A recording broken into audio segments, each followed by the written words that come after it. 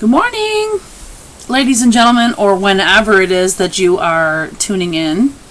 We're going to start a new unit, and I feel bad because we're not in class, and so we finished up our last unit, People on the Planet, and we had started that all together, so I was happy with kind of ending where we were at, but starting a new unit is a little more challenging because you don't know a lot about the background of it. So we're going to start Unit 5 just like we would if we were in school, except you're at home and so am I. But we're going to start in our textbook. So I have it out in front of me, and I'm just going to kind of go through a few things that I want you to know about this unit. I really like this unit a lot. It's got a lot of good stories in it. But what else I like about it is that it really encompasses what we're going through right now. And the title for Unit 5 is Facing Adversity. And if you've ever heard of that word before, adversity, it's something that can be an obstacle in your life. So all of us are facing the uncertainty of, our global situation. Okay, whether it be, in some cases, it's illness. We could end up with a horrible virus, which is why we're staying at home so we don't get it. But your parents, sometimes your parents, grandparents, guardians, whatever, they put themselves in harm's way and are essential workers and are having to go out and go to work to bring home some money. And they run the risk of getting sick. Hopefully that they are being safe and people who they work with are being safe. So let's hope that that will continue. But then also like the economic situation of what our life is like right now. With some people not being able to go to work, they don't have any money. So that creates a little bit of a struggle financially. That makes people worried about their food. They're keeping their lights on, paying bills, getting just bare necessities that we need. And so that brings out a little anxiety about how things are going to go. And I watch the news. I don't watch a ton of it because I don't want to get depressed about it. But I do keep myself informed of what's going on. And they're always talking about when are we going to have the economy come back online? When are people going to be able to go back to work? And, the way I feel about it is I would rather have people go back when it's safe. We can always get money later. We can always pay our bills later. People will be understanding of this time. But you can't bring someone back to life. So we want to make sure people are safe. That means I only can call my mom. And my dad's in a nursing home, so I don't get to see him. I can make a phone call. I can send letters. But it means being apart from them so that if I have a germ, which I don't have the virus, but if I was sick or became in contact with someone, I wouldn't want to put anybody else at risk. And I certainly know that I wouldn't want to infect any students. And I wouldn't want students to bring it to school for someone else to get sick. So being apart from people is hard, but it's also necessary. So we have to do things that we know is going to be in the best case scenario for everyone. And so, we don't know how long this is going to last. So I'm safe at home. I don't have the virus. You're safe at home. Hopefully you are well. Your parents are well. Your guardians are well. Whoever you live with, your grandparents, well, whoever. And we want to come out of this on the feeling good side. And we'll get the work of making money and getting back on track and going on vacations and going to the pool and going to the beach and all those things when that happens. So we'll take care of that when it happens, but we'll all be back together again as long as we stay safe, right? So how do we do that in the meantime?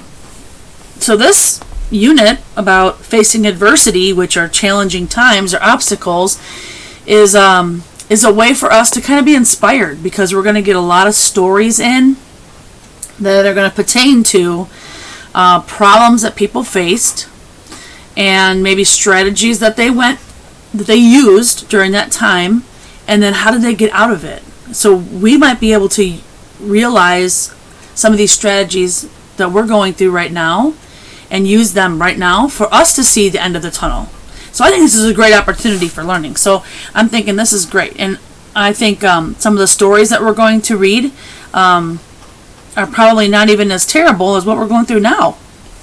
But then again, there may be others that we read like, well, I'm home and I'm healthy and I'm safe, and these stories are worse than that. So, you can put on a scale of 1 to 10 on how bad you feel about the situation that we're in now.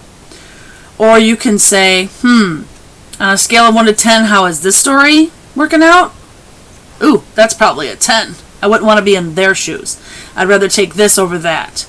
So we'll kind of have some conversations about that.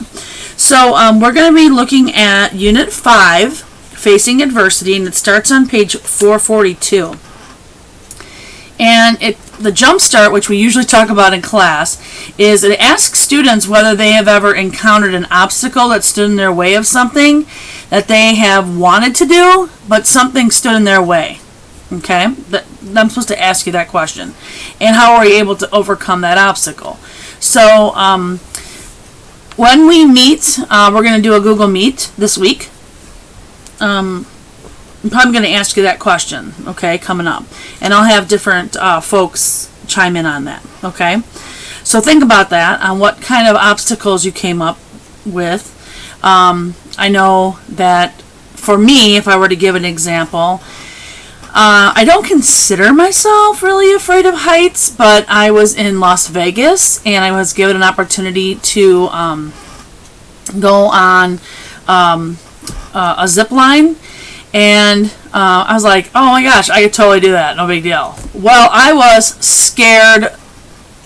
Let's put it that way. I'm going to leave it at that, okay?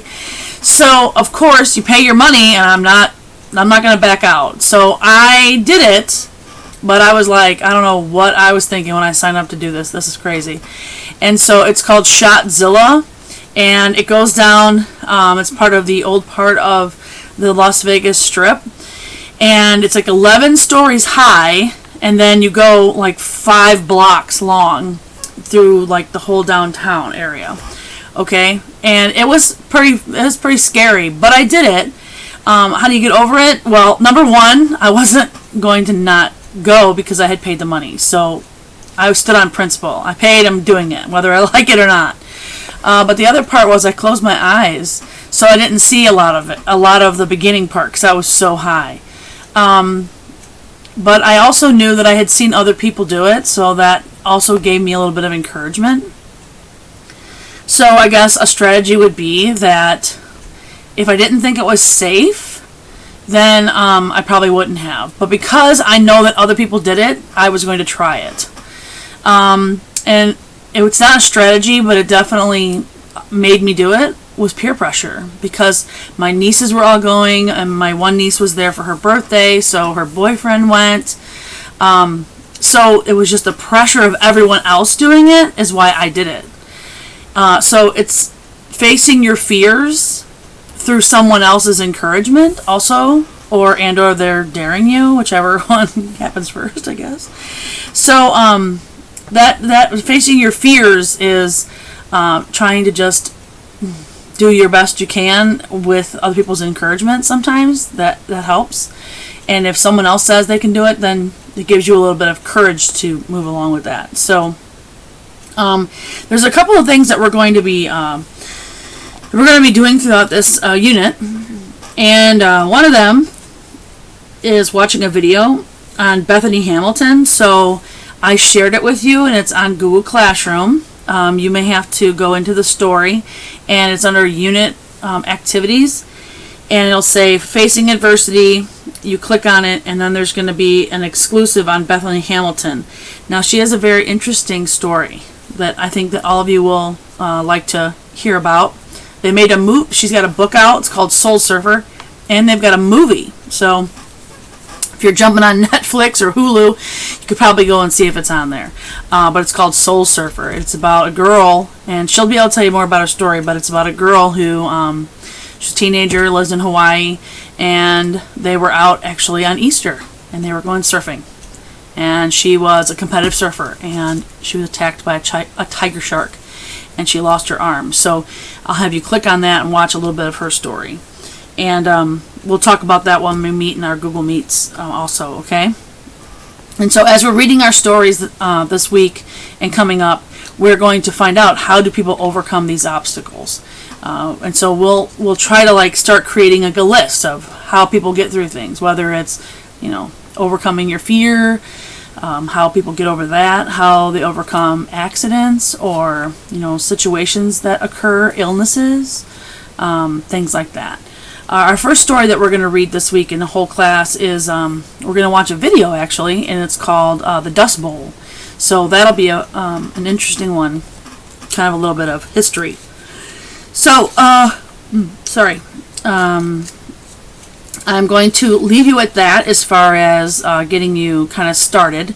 The historical informational text of the Dust Bowl will be one that is assigned to you. You can listen to it and you can watch the video. We'll have some vocabulary words and things like that. Before we start that, we do have a really cool launch text that we'll be doing first. And this is a pretty cool story also about a man whose story became also a movie. You can also check this out. It is called Against the Odds, and it's found on page 446. This selection is an example of an informational text, the type of writing in which the author provides information about a topic, and then you can use that to inform yourself.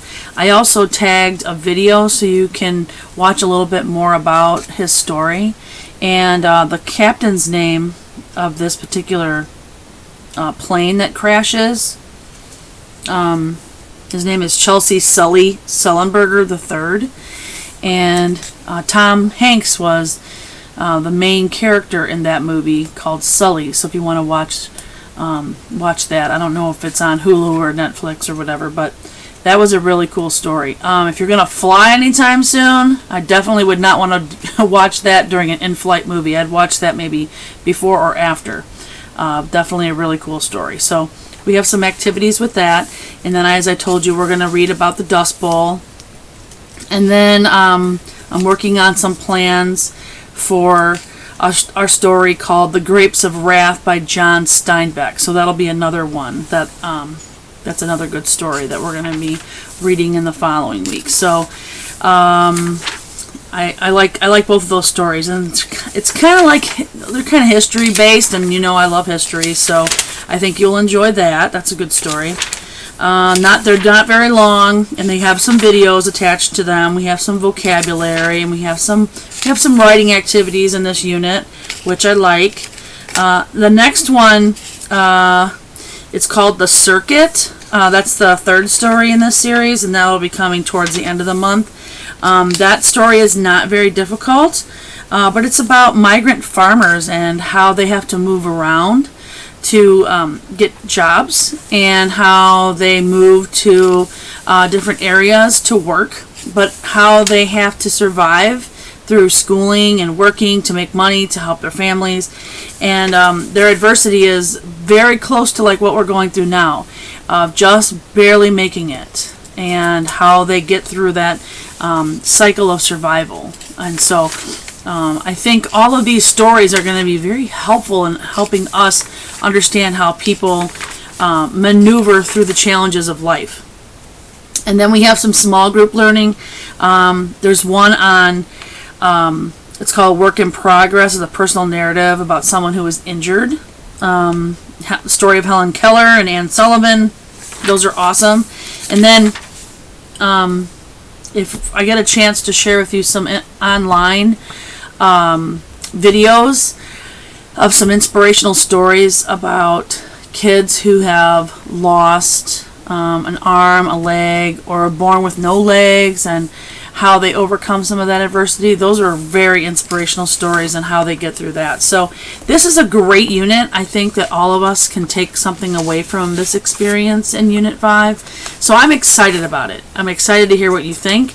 And so I want you to be paying close attention to Google Classroom and watching the activities that I'm going to be posting in there. We will be doing, like I said, a Google Meet.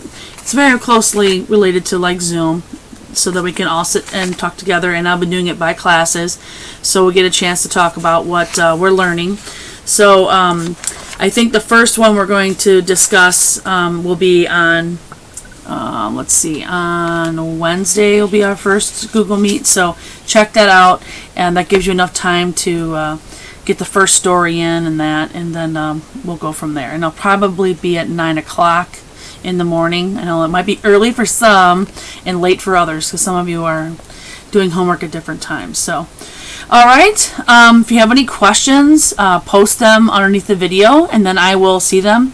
Otherwise, watch on top of the Google bar in Google Classroom for the Google Meet information, and then I'll also post it on Remind so that your parents can remind you to go there to check that out. Okay, and then we'll have a chance to discuss some of our beginning of the unit questions. Okay, all right, folks, I will talk to you soon.